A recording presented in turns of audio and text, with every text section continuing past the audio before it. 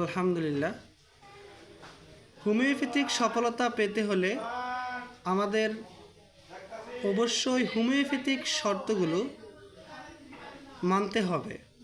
আর আমি বরাবরের মতো সবাইকে জানাতে চাই যে আপনারা হোমিওপ্যাথিক শর্তগুলো মেনে হোমিওপ্যাথিক চিকিৎসা গ্রহণ করুন, আল্লাহর রহমতে সুস্থ হন। যেমন ধরুন, ইতিমধ্যে আমার অভিজ্ঞতা থেকে আমি দু একটা বিষয় শেয়ার করব। সেগুলো হলো, আমার চেম্বারে কিছু কিছু রুগী আসার পর যখন আমি তাদের কাছ থেকে লক্ষণ নেওয়ার চেষ্টা করি, তার সার্বিক বৈশিষ্ট্য, তার সার্বিক লক্ষণসমূহ নেওয়ার চেষ্টা করি, যেখানে মাইন্ড সিমটম বিশেষ করে প্রাধান্য দেই, এবং যে কোনো রোগ হোক না কেন ওই রোগটাকে ভালো করার জন্য, সুস্থ হওয়ার জন্য আমার রোগীর ব্যক্তি স্বাতন্ত্র্য প্রয়োজন।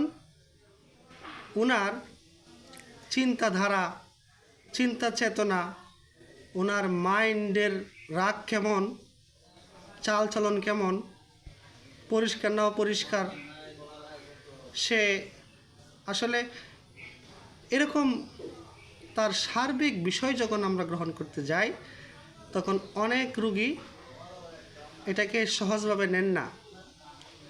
ওনারা বলেন তাড়াতাড়ি ওষুধ দিয়ে দেন। আসলে এই যে তাড়াতাড়ি ওষুধ দিয়ে দেন,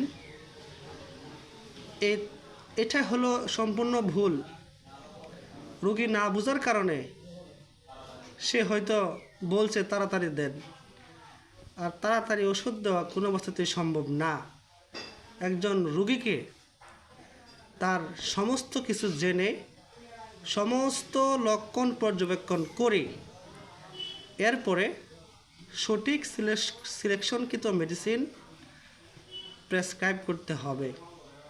সুতরাং আমি চাই সর্বসাধারণ সবাই হোমিওপ্যাথি সম্পর্কে জানুক, হোমিওপ্যাথির শর্তগুলো মানুষ মেনে চলুক, এবং হোমিওপ্যাথির মাধ্যমে বিনা কষ্টে দ্রুত সুস্থ হোক।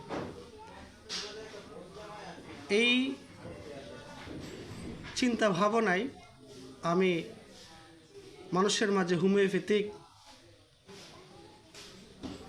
বিভিন্ন শর্ত, বিভিন্ন নিয়ম কানুন ইনশাআল্লাহ জানানোর চেষ্টা করব।